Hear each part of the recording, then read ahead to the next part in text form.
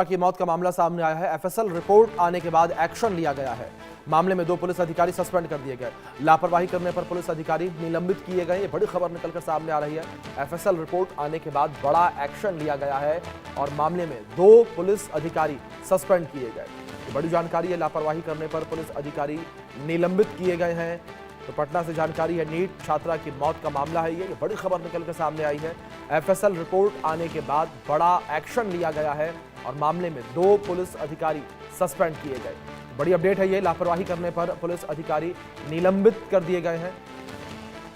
बिहार की राजधानी पटना में नीट की तैयारी कर रही छात्रा के साथ कथित रेप और मौत के मामले में बिहार पुलिस ने बड़ा एक्शन लिया है। एफएसएल रिपोर्ट आने के बाद पटना पुलिस ने बड़ी कार्रवाई की और इस मामले में चित्रगुप्त नगर थाना कांड संख्या 1426 की जांच के बाद 2 पुलिस अधिकारियों को तत्काल प्रभाव से निलंबित कर दिया गया है। बड़ी खबर यह निकलकर सामने आई है। मामले में 2 पुलिस अधिकारी सस्पेंड किए गए हैं। लापरवाही करने पर पुलिस अधिकारी को सस्पेंड किया गया। यह बड़ी खबर निकलकर सामने आ रही है। पूरे मामले को लेकर विरोध की स्थिति जो है वो भी बनी हुई नजर आ रही है। तस्वीरों में देख सकते हैं किस तरीके से यहाँ पर विरोध जो है किया जा रहा है। पटना में नीट छात्रा से रेप के मामले में बड़ी संख्या में लोग जो है विरोध प्रदर्शन करते हुए नजर आ रहे हैं और इंसाफ की मांग यहाँ पर की जा रही है।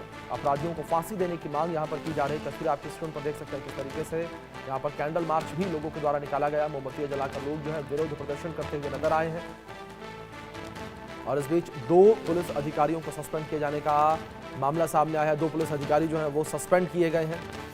तो पटना में नीट छात्रा के साथ रेप की वारदात जो है वो सामने आई थी, जिसके बाद पुलिस ने कार्रवाई की। एफएसएल रिपोर्ट सामने आई है। एफएसएल रिपोर्ट सामने आने के बाद 2 पुलिस अधिकारियों को सस्पेंड किया गया है।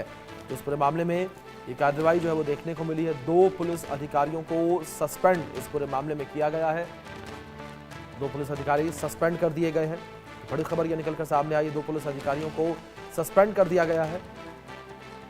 पटना से जानकारी है, नीट छात्रा की मौत का ये पूरा मामला है। नीट की छात्रा की मौत का पूरा मामला। इस पूरे मामले में 2 पुलिस अधिकारियों को सस्पेंड कर दिया गया। ये मामला तूल पकड़ता नजर आ रहा है। मामले को लेकर विरोध की स्थिति लगातार बनी हुई है। लोग लगातार विरोध करते नजर आ रहे हैं। तस्वीरें लगातार स्क्रीन पर भी हैं आपके।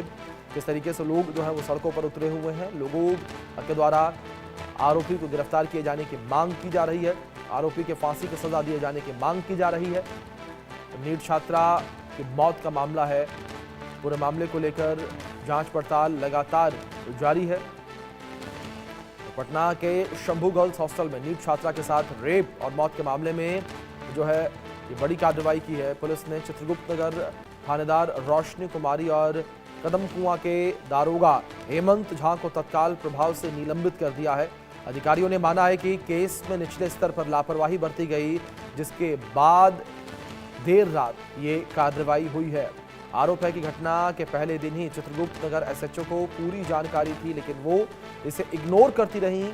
यहां तक कि 3 दिन के बाद कार्रवाई शुरू की और वरीय अधिकारियों को भी मिसलीड किया, जिससे इन्वेस्टिगेशन में काफी परेशानी हुई है। दूसरी ओर फॉरेंसिक टीम ने शनिवार को एसआईटी को अपनी जांच रिपोर्ट सौंपी है। इसमें छात्रा के कपड़ों से स्पर्म मिलने की बात कही गई है और फॉरेंसिक रिपोर्ट में भी रेप की पुष्टि हुई है और पूरे मामले को लेकर जांच पड़ताल की जा रही है। नीट छात्रा से रेप और मौत का मामला है और लापरवाही के चलते यहां पर 2 पुलिस अधिकारियों के ऊपर कार्रवाई की गई है। थाना प्रभारी रोशनी के द्वारा गलत रिपोर्ट दी गई, जिन्हें सस्पेंड किया गया है। तो कई सवाल जो हैं वो खड़े होते हुए नजर आए। 6 जनवरी को नीट की तैयारी कर रही छात्रा शंभू हॉस्टल के कमरे में बेहोश मिली थी।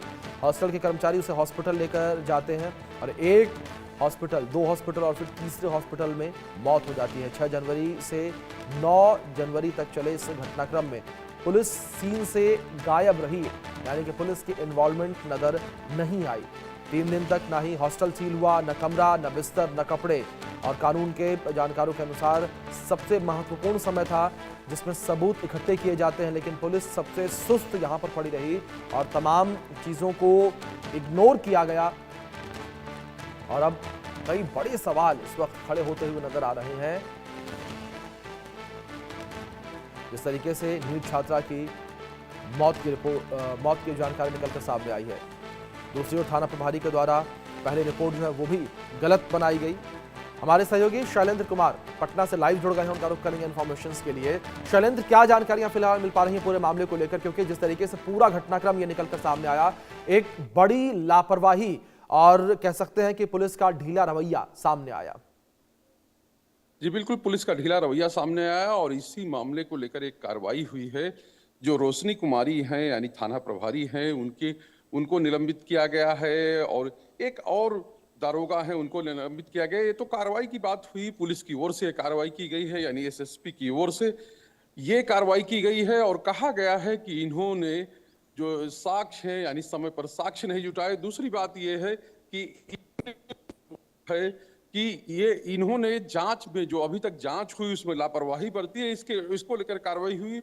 और दूसरी चीज इसमें और हुई है कि अब जो पुलिस है यानी एसआईटी जो गठित की गई है, वो कातिलों तक पहुंचने के लिए डीएनए टेस्ट का सहारा लेगी, यानी डीएनए टेस्ट कराया जाएगा इस मामले में। चूंकि जो कहे कि जो पीड़िता है यानी जिस छात्रा की मौत हुई, नीट छात्रा की मौत हुई, उसके कपड़ों से जो सैंपल या जो जांच के लिए दिए गए थे उसमें से मेल स्पर्म मिला है और उसी के बाद अब ये फैसला लिया गया है, यानी ये कहा गया है जो पटना पुलिस है, एसआईटी की टीम है, कि अब आगे की जांच जो है वो डीएनए जांच होगी। यानी जो दोषी है, जो अभियुक्त है, जो कातिल है, आरोपी तक पहुंचने के लिए डीएनए जांच का सहारा लेगी। और इसमें कुछ लोगों को चिन्हित किया गया है, यानी कि एक तो गिरफ्तारी हुई है, जो हॉस्टल का संचालक है, हॉस्टल का मालिक है, उसकी गिरफ्तारी हुई है। और दूसरी बात यह है कि अभी तक जो जांच की है, कहे कि एसआईटी ने कई लोगों को चिन्हित किया है, उनके डीएनए से मैच कराया जाएगा और उसमें जिसका डीएनए मैच करेगा उसके खिलाफ कार्रवाई होगी, यानी कि वो एक्शन होगा। और इसको लेकर अब पूरी तैयारी जो है वो एसआईटी की ओर से की गई, चूंकि एसआईटी जांच इसकी करा रही है सरकार, और एसआईटी की ओर से लगातार जो है, चाहे जहानाबाद हो या पटना हो, जो संदिग्ध लोग हैं या जो जिन लोगों को इसमें कहे कि जिनकी भूमिका संदिग्ध पाई गई, उनसे जांच की, उनसे पूछताछ की गई है, उनसे इसके बारे में जानकारी ली गई है। अब चूंकि ये रिपोर्ट सामने आई है, यानी जो कपड़े हैं, जो पीड़िता है यानी जो छात्रा है जिसकी मौत हुई है, उसके कपड़ों का जो जांच रिपोर्ट सामने आई है, उसके बाद ही एक कड़ी आगे बढ़ी है, यानी डीएनए टेस्ट का फैसला जो है वो बिहार पुलिस ने यानी एसआईटी की टीम ने लिया है। जी शैलेंद्र, दूसरी ओर जिस तरीके से यहाँ कार्रवाई करते हुए 2 पुलिस अधिकारियों को सस्पेंड कर दिया गया है और यह भी कहा गया कि जो शुरुआती 3 दिन थे उसमें पुलिस की टीम ने किसी भी प्रकार का कोई साक्ष्य जो है वो भी नहीं जुटाया, क्योंकि सबसे इनिशियल स्टेज शुरुआती ही होती है। ना तो बिस्तर अपने कब्जे में लिया गया, ना कपड़े अपने कब्जे में लिए गए, ना हॉस्टल का वो कमरा सील किया गया। जी बिल्कुल, ये साफ तौर पे लापरवाही का मामला था। और यही नहीं, जो डॉक्टरों ने कहा, यानी कि जो प्राइवेट अस्पताल के डॉक्टर हैं उनकी ओर से जो कहा गया, पुलिस ने उसको सच मान लिया। यानी कि पुलिस ने पूरी तरह से आंख अपनी बंद कर रखी हुई थी, या यूं कहें कि पुलिस की जो का रवैया था वो लापरवाह रवैया था। उसने जो पूरे घटनाक्रम को लेकर जिस तरह से पूरा घटनाक्रम ये चला, यानी 6 तारीख को पीड़िता 5 तारीख को आई थी, अपने घर से वापस आई थी, जहानाबाद से पटना आई थी, और उसके बाद 6 तारीख को वो बेहोशी की हालत में अपने कमरे में मिली थी। और उसके बाद से पुलिस की जांच थी, और खासकर रोशनी कुमारी जिनका नाम लिया जा रहा है, या कहें कि एएसपी हैं, जो यहां पर जिन्होंने बयान दिया था और कहा था कि नहीं यह आत्महत्या का मामला है, और सीधे तौर पर एसएसपी तक ने, जो पटना के एसएसपी हैं, उन्होंने भी कहा था कि यह आत्महत्या का मामला है। लेकिन जब पीड़ित पक्ष है, यानी पीड़िता के जो कहें नीट छात्रा के जो परिजन हैं, उन्होंने आरोप लगाया, और वो लगातार शुरू से ही आरोप लगाते रहे। और जिस तरह से उन्होंने कहा, जिस तरह की जो आशंका जताई है, वही अब सच साबित हो रही है। क्योंकि इससे पहले जब पोस्टमार्टम रिपोर्ट आई तब भी उनकी बातें सच साबित हुई, और अब जब ये रिपोर्ट आई है, यानी कि जो जांच है उसकी रिपोर्ट आई है, जो एफएसएल टीम है उसकी रिपोर्ट आई है, और उसमें जो कपड़े हैं उसमें से मेल सीमेन स्पर्म का मिलना, तो साफ तौर पे है। उन्होंने कहा था कि ये रेप के बाद हत्या की गई है। और जिस तरह से पुलिस को काम बिल्कुल शैलेंद्र, जाहिर तौर पर कई बड़े गंभीर सवाल यहाँ पर पूरी की पूरी प्रशासनिक व्यवस्था पर खड़े होते हुए नजर आ रहे हैं इस पूरी घटना के बाद। फिलहाल बहुत शुक्रिया आपका जुड़ने के लिए और जानकारियों के लिए।